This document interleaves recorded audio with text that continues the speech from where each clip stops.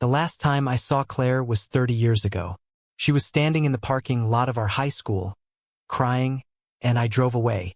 I told myself I had no choice. I told myself she'd be fine. I told myself a lot of things over the next 3 decades. But standing in the cereal aisle of a Kroger in Columbus, Ohio last October, at 49 years old, wearing a faded Ohio State hoodie and reading glasses I still pretend I don't need, I came face to face with the one decision I never made peace with. She was there, right there, and I froze. If you've ever had a moment where the past just walked right back into your life, stay with me. Because what happened next, I'm still processing it. Drop a comment and tell me. Have you ever run into someone who changed everything for you? Let me give you some context. Claire and I grew up in the same neighborhood on the east side of Columbus. We met sophomore year of high school. She sat next to me in AP English and she laughed at something I said about the Great Gatsby. Something sarcastic, something I barely remember. But she laughed like I was the funniest person she'd ever met. That was it for me.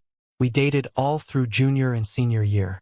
She was the kind of girl who wrote letters by hand, who remembered every little thing you ever told her, who looked at you like you actually mattered.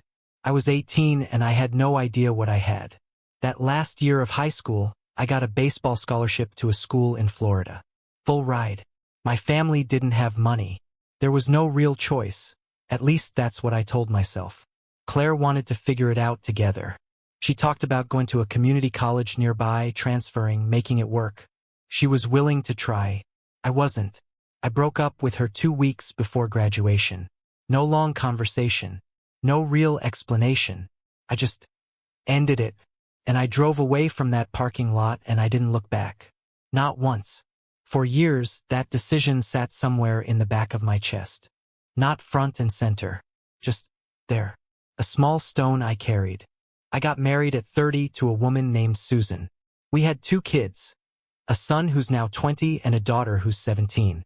For a long time, things were okay. Not great, but okay. Then, about 3 years ago, Susan and I separated. Nothing dramatic. Just 2 people who had slowly become strangers living in the same house. I moved into a 2-bedroom apartment off Morse Road. My son hardly calls. My daughter sees me on weekends. I work in project management for a logistics company and I spend most evenings alone, microwaving something, watching whatever's on. Have you ever hit a point in your life where you look around and think, how did I end up here? That was me. 49 years old. Divorced, and somehow more alone than I'd ever been. So there we were. Cereal aisle. She was reaching for something on the top shelf and I recognized her immediately. The way you recognize someone stored deep in your memory, before your brain even catches up. She looked good. Older, of course. We both were. But there was something settled about her, something grounded. She turned and saw me at almost the exact same moment. She didn't look angry. She didn't look bitter. She just looked surprised. And then, quietly, she smiled. Dan, she said, just like that, like 30 years hadn't passed. We stood there in that aisle for a moment, doing the awkward thing people do, the half laugh, the what are the odds, the you look great. I asked about her life. She told me she'd gotten married in her late 20s, had a daughter, got divorced about 5 years ago. She was working as a school counselor now, living in Westerville. And the whole time I could feel this thing building inside me, this pressure, because I'd never apologized. Not once. Not in 30 years. She had been willing to try and I had just left. And I was standing there in a grocery store with my reading glasses and my worn-out hoodie, and she was being gracious and kind and I felt like the worst version of myself. But that wasn't the worst part. She asked how I was doing. And I said, fine, good, keeping busy. That answer that means absolutely nothing. And she looked at me, really looked at me, and she said, are you? 2 words. But they hit me like a door opening on a room I'd sealed off. I think about that question a lot now. Are you actually okay, Dan? Because here's the honest truth, I wasn't. I hadn't been for a while. My marriage had ended.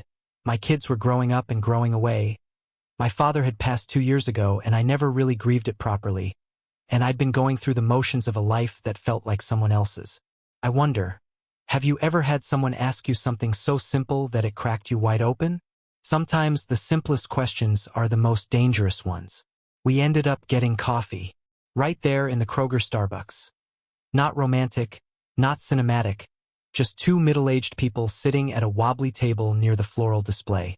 I don't know what came over me. Maybe it was the years. Maybe it was the loneliness. But I told her I was sorry. I said it out loud, for the first time, to her face. I told her I was sorry for the way I left, that I'd been a coward, that she deserved better than what I gave her. She was quiet for a long moment. She looked down at her coffee cup. And then she looked up at me and she said something I was completely unprepared for. She said, "I forgave you a long time ago, Dan. I just never thought you'd forgive yourself." I didn't say anything for a while. Couldn't. She told me she'd spent years being angry, that she'd gone to therapy, that she'd learned to understand that people make choices out of fear, not cruelty, that I was an 18-year-old kid who was scared, and that I'd carried it long enough. She said she'd built a good life, that she was at peace with how things had turned out. And then she said the thing that really broke me open. She said, "But I think you've been punishing yourself for 30 years for a decision you made at 18. And I don't think that's fair to you anymore." Nobody had ever said that to me. Not my ex-wife. Not my friends. Not the therapist I saw twice after the divorce and never went back to. Nobody. We sat there another 30 minutes. We talked about our kids, about getting older, about what we wished we'd known. There was no rekindled romance. There was no dramatic moment. There was just two people in their late 40s sitting in a grocery store, finally being honest. When we said goodbye, she hugged me. And she said, "Take care of yourself." I mean it. I sat in my car for a long time after that. And I cried in a way I hadn't in years. Not because of what I lost, but because of what she gave me. Something I didn't even know I needed. Permission. Permission to stop carrying that stone I'd been dragging around since I was 18 years old. I've thought about that afternoon 100 times since October. I think about how I almost didn't go to that Kroger. How I almost turned down a different aisle. How 30 years of quiet guilt can live inside you like background noise until one unexpected Tuesday it finally gets quiet. I don't know if I'll ever see Claire again. Maybe. Maybe not. But something shifted in me that day. I scheduled another therapy appointment, one I actually kept. I called my son and talked for 40 minutes about nothing and everything. I started going on walks in the morning again, something I used to love and had stopped. It's not a dramatic turnaround. It's not a movie ending. But it's real. And at 49, real is what I'm after. I think about what she said a lot. That I'd been punishing myself for a decision made by a scared 18-year-old. And I wonder how many of us are doing that. How many of us are still carrying around something from 20, 30 years ago? A wrong turn, a harsh word, a door we closed too fast. And how many of us have never once given ourselves the grace to let it go? I'm working on it, day by day.